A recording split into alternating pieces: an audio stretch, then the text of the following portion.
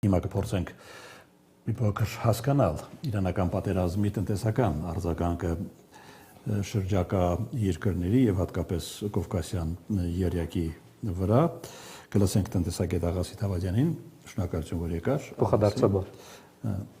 Տպավորությունը, որ այնինչ հիմա տեղի ունեն, դրա վերաբերյալ հաշվարկ չի տարվել, որ եթե ասենք Թորմուզի նեղուցը փակվի այսքան ժամանակով կամ միշտ ինչ հետևանքներ կունենա համաշխարհային տնտեսության վրա, մենք էլ հարևանությամբ ենք գտնվում։ Այո, հաշվարկը չի կատարվել, ասեմ, որ բանկերները եւ էջային ֆոնդի մասնագետները բավականին խելոք մարդիկ են եւ իրանք փորձում են հեջավորեն բոլոր հնարավոր ռիսկերը եւ դրանցից պաշտպանվեն։ Հիմա ըստ այդմ բոլորի հաշվարկների մեջ, բոլոր բանկերի, բոլոր ֆոնդերի հաշվարկների մեջ բենզինի գինը դրված էր որպես 60 կամ այդ մոտակայքում, որտեղ այն ակնկալիքը կար, որ Ռուսաստանի դեմ սանկցիաները շարունակվել են եւ ոչ մեկ թույլ չի տա բենզինի գինը թանկանա, որտեղ դա Ռուսաստանին ձեռք է տալիս կամ Ռուսաստան ռազմական մեքենայի, ոնց որ ասում են իրանք։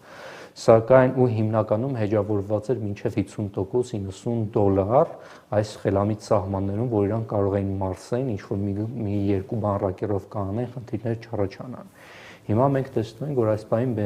բարելի գինը արդեն $100 անցել է, որ բոլորը ասպես ասած պանիկայի մեջ են եւ նույնիսկ Սկոտ Բենսենդը ԱՄՆ ֆինանսների նախարարը ասում է, որ Ռուսաստանի դարպասները Ռուսաստանից նավթի արտահանումը պիտի բացվի, ինչը 14 առաջ, այո, 14 օր առաջ ասում էր, չէ, սանկցիաներ։ Սա պիտի հասկանալ, եթե հստակ պիտի հասկանալ, եթե նավթի գինը $120 անցավ բարելի գինը եւ մի 7 օր մնաց այդ շուկայում, համաշխարհային մեծ ֆինանսական ճգնաժամ է մեզ սպասում։ Մենակ զուտ այդ առումով հաշվի առնենք, սակայն այստեղ այլ խնդիրներ կան, որոնք պիտի բարձրաձայնենք, հասկանանք ինչա, որտեղ եթե դրանք չհասկանանք, մենք չենք կարող հասկանանք թե Հայաստանի Հանրապետությունը ինչ է սպասում։ Արդեն իսկ Հայաստանի Հանրապետության բանկերը միայն այն, որ Իրանը մեզ համար համարվում է շատ կարևոր տարանցիկ երկիր, հիմա այդ դուրն էլ է փակվում։ Այդ դուրն էլ արդեն փակ է, այս պահին Իրանից ապրանքներ չենք ներմուծում, հիմնականում արկել էր ապրանքները, բայց այստեղ մեկ խնդիր է կա, այդ գազլույսի դիմացն է, որի մասին դա էլ է խնդիր, բայց հիմնականում արդեն տեսնում ենք, որ սա բերել է ձվերի թանկացման, կաթնամթերքի թանկացման, պահածոների, արաղի թանկացման, արդեն գնաճ այսպես ասած սկսել է, բայց դա մինիմալ այսպես ասած վտանգն է կամ չարիքն է, որը մեզ սպասում է, որովհետև պարսկական պատուհանն է փակվել։ Այո, զուտ է դրան արդեն որոշ կազմակերպություններ խնդիրների առաջ են կանգնում, որովհետև պարսկական հումքով էին հիմնականում արտադրությունը կազմակերպում, դա էլ պետք է հաշվի առնել։ Այսինքն արդեն որոշակի բաներ, այսպես նույնիսկ մեր ներքին նախարարությունները այս պահին արդեն իսկ փորձում են հասկանալ ինչու իրենց հաշվարկները, որոնց մեջ պիտի տեղավորեն, չէին տեղավորել։ Մենք ունենք ֆորս մաժորային իրավիճակ աշխարհում, այսպես ասած սև կարակ իրավիճակ, որի երբ ոչ մեկ չէր հաշվի առել, որ նեղուցը կփակվի, հաշվի առեք, որ այդ Պարսից ծովածոցից դուրս է գալիս աշխարհի նավթի 20%-ը, գազի 25%-ը, հեղուկ գազի 25%-ը։ Եվրոպան ինչով է սնվելու։ Եվրոպան ինչ հեղուկ գազ է գնալու, հատկապես որ Ռուսաստանից փակված է եւ բանը Ռուսաստանի նախագահ Պուտինը հայտարարել է, որ էլ չի արտահանի Եվրոմիություն դեպի ընդհանրապես հեղուկ գազ։ Այսինքն արդեն Եվրոմիությունը վատ վիճակում է լինելու, շատ վատ վիճակում է, զուտ այս փաստից ելնելով։ Հետո պարտանյութերի 30-ից 35% աշխարհի արտահանվում է տեղից եւ բանը այստեղ հարց առաջանում ֆերմերները արդեն գարնանացան սկսում ինչով են գարնանացան երկու ուղղությամբ է եւ արտահանման եւ ներմուծման սեգմենտներում այստեղ հիմնականում Հայաստանի Հանրապետության ինչ է սպառնում բանկային համակարգը Բանկային համակարգում արդեն իսկ ռումբը դրված է հիպոթեկային հետվերադարձի տեսքով, իրացվելիության տեսքով արդեն մինչև փետրվարի վերջին սկսված իրադարձությունները պատերազմը այսա կար, խնդիրը այս կար, որի մասին ոչ մեկ չէր բարձրաձայնում, հիմնականում խնդիրն ինչ է, որ արդեն իսկ 2025 թվականին կադաստրի տվյալներով մենք տեսնում ենք կենտրոն եւ արաբկի վարչական շրջաններում վերջին 1.5 տարիներում գների թեթևակի անկում, բայց սա մտահոգիչ չի, մտահոգիչը այն է, որ 2025 թվականին իրավաբանական անձինք 6 անգամ ավելի շատ բնակարան են վաճառել, քան գնել են, այսինքն արդեն իսկ լքում է շուկան, կապիտալը, նույնը վերաբերում է ռուսական սպառողներին, ռուսաներին Ինչպես նաև այնտեղ այլ խնդիրներ կան, տեսեք, այստեղ բանը բոլոր մարդիկ, որոնք պիտի բնակարաններ առնեին, մինչև 25-26 թվին, մինչև 24 թվի վերջ են առել, ինչի համար, որտեղ եկամտարկի հետ վերադարձի պատողը դուր է եկել։ Եվ մեր կառուցապատողները 25-26 թվականին գրեթե վաճառք չեն ունեցել։ Եվ պետք է հասկանալ, որ հիպոթեկային բանկերը, բանկային համակարգում, եթե 2018 թվականին ընդհանուր բանկային ակտիվների 8%-ները, հիմա բանկային պորտֆելի 23%-ն է, 23-24-ին 3 անգամ աճել է։ Ասի, այն ինչ նկարագրում եք, դա իրանական պատերազմի ուղի։ Չէ, մինչև այդ, այսինքն ես ասում եմ, որ ռումբը կա արդեն։ Ռումբը կա։ Եթե արտաքին ինչ որ ֆորս մաժորային սև կարապ իրադարձություն լինի, ապա ամբողջ աշխարհի բանկերը, այսպես ասած, բանկային համակարգը խնդրի առաջ է կանգնելու եւ դա գալու է հարվածելու է նաեւ մեր բանկային համակարգին։ Հարցը սա է։ Ու բերեք մի փոքր առարկայական։ Հիմա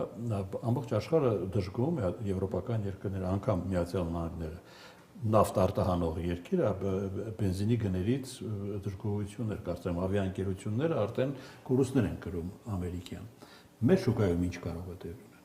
Տեսեք, մեր շուկան որոշակի լագով է գնալու, այսինքն մենք արդեն իսկ որոշակի ակնկալիքային բարձրացում տեսել ենք 20-30 դրամ վերջին շրջանում, բայց այդքան զգալի չէ։ Այսինքն ոչ կանալ պետությունները, որտեղ օրինակ Ամերիկայում միանգամից մի 25-30%-ով թանկացան։ Այս մի քանի օր, այս մեկ շաբաթվա ընթացքում, ասենք Ֆիլիպիններում այս պահին բենզինի հերթա, բենզին չկա։ Այլ պետություններում բավականին մեր խնդիր։ Մենք հիմնականում պաշտպանված ենք նրանով, որ Ռուսաստանից ենք բերում ինչպես հեղուկ գազը, այնպես էլ բենզինը, որոշ մասով նաև Ադրբեջանից եւ այս տեսանկյունից պաշտպանված ենք, բայց sense թե այնպես այս պահին Brent-ը $100 է, այս պահին ռուսական Ural նավթը $80, այսինքն ընդհանուրի հետ համահունչ աճել է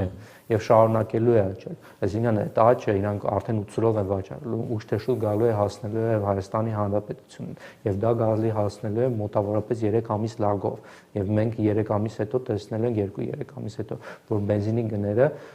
մինչեւ ընտրություններն են դառնալու բավականին բարձր է լինելու։ Բայց այս տնտեսական փոթորիկի շահողներ էլ կան։ Իհարկե կան փրահողներ, հիմնական շահողը Ռուսաստանն է։ Ինչու է Ռուսաստանը հիմնական շահողը, առաջին հերթին զուտ նավթից տեսնենք, առաջ փորձում էին սահմանել նաև, հիմա օրեկան միլիոններ է աշխատում, հավելյալ միլիոններ, որոնք ասենք հավելյալ գնում են, բացի այդ պետք է հասկանալ, որ այս պահին Ռուսաստանի վրա ամենաշատ սանկցիաներն են կիրառված 25000-ից ավել սանկցիաներ, որոնք հիմնականում ունեն ֆինանսական բնույթ, որոնք ի սկզբանե, ասենք, սկսեցին կիրառվել 15 թվականին, այնտեղ Ռուսաստանում փոխարժեքի ճգնաժամ եղավ, որ նաև հարվածեց մեզ, մենք մոտ փոխարժեքը թռավ, մենք տենց բաներ ունեցել ենք, նույնիսկ սցենարը կարող է կրկնվի այս տարի 400-ից մինչև 550 թռավ հանդարտվեց 480-ի վրա։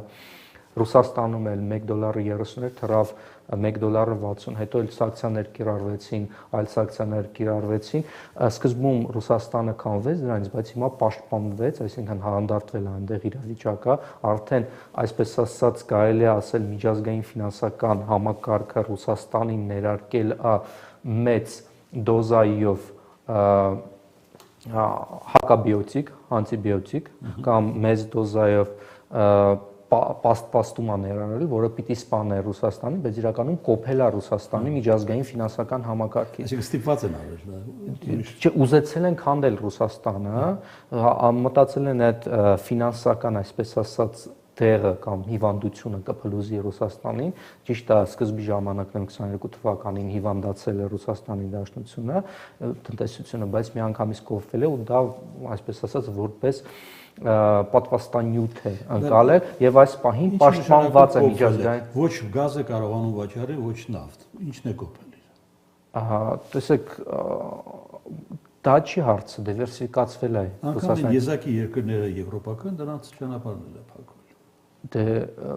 Դեպի Չինաստան է գնում այս պահին վաճառքը, դեպի Հնդկաստան այսպես թե այնպես գնում է վաճառքը, sense թե այնց այս պահին հիմնական վաճառողը եվրոպացիներին դա Հնդկաստանից եկող հեղուկ գազն է, որ իրականում Հնդկաստանը չի արտադրում, Ռուսաստանից վերցնում է մեծ քանակությամբ, Ռուսաստանը էլի մինիմալ գումարը ստանում է, էլի իր տնտեսությունում հեղուկ գազը աշխատում է, բայց միջնորդների քանակն է ավելանում, վերջ-վերջո հեղուկ գազը գալիս է հասնում է Ռուսաստանի Եվրոմիություն ավելի բարձր գնով։ Եվրոպացիները այսպես թե այնպես ռուսական գազ են էլի սպառնում։ Այո, բայց դա էլ կարող է ավարտվել, որովհետև մինչև 20 ոնց որ Ուրսուլա ֆոն դեր Լայնը